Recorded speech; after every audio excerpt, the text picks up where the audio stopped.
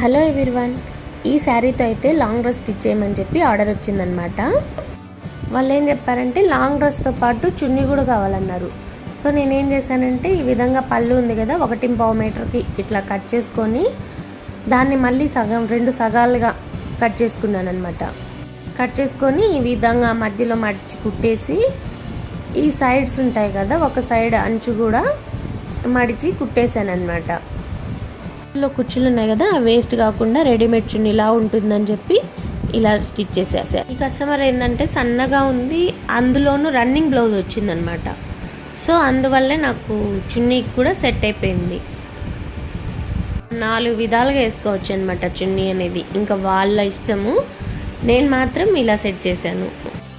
మొత్తానికి ఆ శారీతో కుట్టిన లాంగ్ డ్రెస్ అయితే ఇదేను.